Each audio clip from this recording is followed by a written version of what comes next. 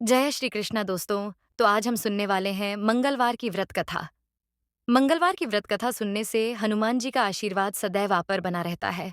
तो चलिए कथा शुरू करते हैं। यदि दोस्तों आपने अभी तक हमारे YouTube चैनल को सब्सक्राइब नहीं किया है तो सब्सक्राइब करें और बेल आइकन को जरूर दबाएं, क्योंकि इससे हमारी आने वाली सभी वीडियो का नोटिफिकेशन आप तक पहुंच जाएगा। और इस चैनल पर आपको व्रत कथाएं सुनने को मिलेगी, जो आप किसी भी व्रत में सुन सकते हैं और अपने व्रत को साकार बना सकते हैं। तो चलिए कथा शुरू करते हैं। व्यास जी बोले, एक समय नैमिषारण्य तीर्थ में 80,000 मुनि एकत्र होकर पुराणों के ध्याता श्री सूत जी से पूछने लगे। शौनकादि आर्षि बोले, हे महामुने, आपने अनेक पुराणों की कथा सुनाई है। आप कृपा करके ऐसा व्रत और कथा बतावें जिसके करने से संतान की प्राप्ति हो तथा मनुष्यों को रोग, शोक, अग्नि, सर्प आदि का भय न हो, क्योंकि कलयुग में जीवों की आयु कम है। फिर इस पर भी उन्हें रोग आदि घेरे रहेंगे तो श्री हरि का ध्यान कैसे कर सकते हैं। श्री सूत जी बोले, हे मुनियों, तुमने बहुत ही सुंदर कथा पूछी है। श्री भगवान कृष्ण और युधिष्ठिर का संवाद तुम्हारे सामने कहता हूं, ध्यानपूर्वक सुनो। एक समय पांडवों की सभा में श्री कृष्ण जी बैठे हुए थे।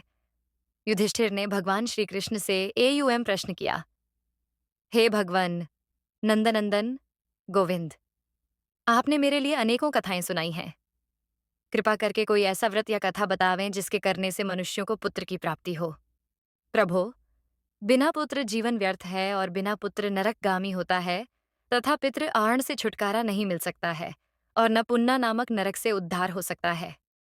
अतः पुत्रदायक व्रत बतावें। श्री कृष्ण भगवान बोले, हे राजन, मैं एक प्राचीन इतिहास सुनाता हूँ, ध्यान देकर सुनो। कुंडनपुर नामक एक नगर था, उसमें नंदा नामक एक ब्राह्मण रहता था। भगवान की कृपा से सब कुछ था, फिर भी वह दुखी था। इसका एकमात्र कारण यह था कि ब्राह्मण की स्त्री सुनंदा के कोई संतान नहीं थी। ब्राह्मण की स्त्री सुनंदा पतिव्रता थी, भक्तिपूर्वक हनुमान जी की आराधना करती थी। मंगलवार के दिन व्रत के अंत में भोजन बनाकर हनुमान जी का भोग लगाने के बाद स्वयं भोजन करती थी। एक दिन मंगलवार के दिन ब्राह्मणी कार्य की अधिकता से हनुमान जी का भोग न लगा सकी, तो ब्राह्मणी को बहुत दुख हुआ। उसने कुछ भी नहीं खाया पिया और अपने मन में प्रण करके सो गई कि अब तो अगले मंगलवार को ही महावीर जी का भोग लगाकर अन्न जल ग्रहण करूंगी। ब्राह्मणी रोजाना भोजन बनाती थी, परंतु स्वयं भोजन नहीं करती और मन ही मन से श्री हनुमान जी की आराधना करती रहती थी। इसी प्रकार 6 दिन व्यतीत हो गए।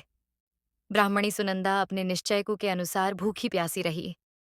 मंगलवार को सुनंदा प्रातःकाल ही मूर्छित होकर गिर पड़ी। उसी भक्ति के प्रभाव से हनुमान जी प्रसन्न हो गए और प्रकट होकर बोले, मैं तेरी भक्ति से प्रसन्न हूं, तू वर मांग। सुनंदा बोली, प्रभो, मेरे कोई संतान नहीं है, कृपा करके पुत्र व कन्या प्रदान करें, आपकी अति कृपा होगी। श्री महावीर जी बोले, तेरी इच्छा पूर्ण होगी। तेरे एक कन्या पैदा होगी और उसके अष्टांग रोज सोना दिया करेंगे। इस प्रकार से कहकर श्री महावीर जी अंतर्ध्यान हो गए। ब्राह्मणी बहुत ही प्रसन्न हुई। सभी समाचार अपने पति से कहा। ब्राह्मण देव कन्या का वरदान सुनकर कुछ दुखी हुए, परंतु सोने की बात सुनी तो बहुत प्रसन्न हुए। विचार किया, कन्या के साथ मेरी निर्धनता भी समाप्त हो जाएगी। श्री महावीर जी की कृपा से वह ब्राह्मणी गर्भवती हुई और 10वें महीने में जाकर उसे कन्या रूपी रत्न प्राप्त हुआ। वह बालिका अपने पिता के घर में जिस प्रकार शुक्ल है, पक्ष का चंद्रमा बढ़ता है, ठीक उसी प्रकार वह अपने पिता के घर में नित्य बढ़ने लगी। 10वें दिन ब्राह्मण ने इस बालिका का नामकरण संस्कार कराया, तो इसके कुल पुरोहित ने इस बालिका का नाम रत्नबाला रखा, क्योंकि यह कन्या सोना दिया करती थी।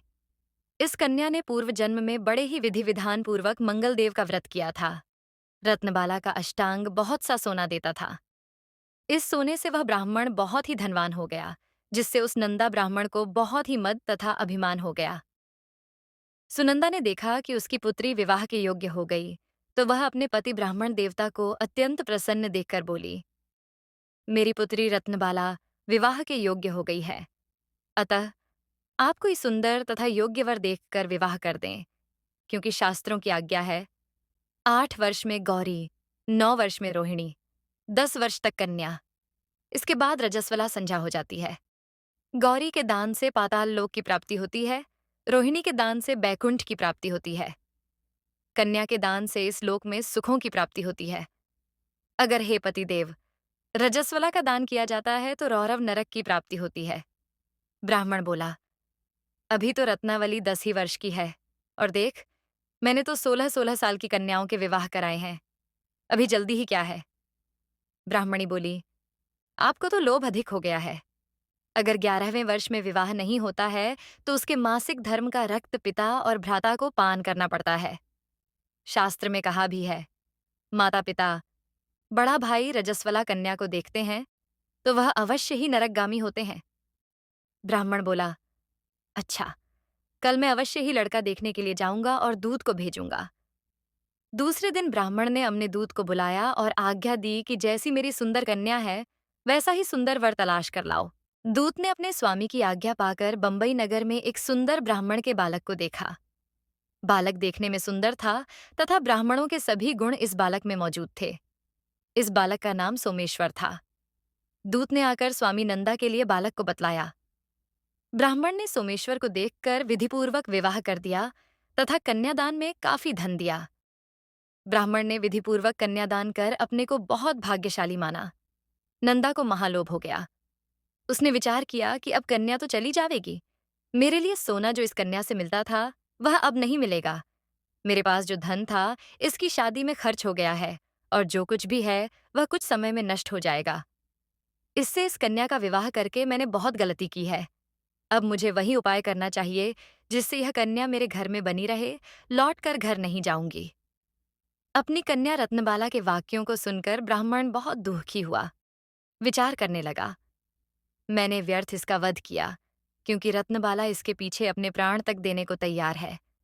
मेरे लिए यह धन अप्राप्त होगा ही नहीं।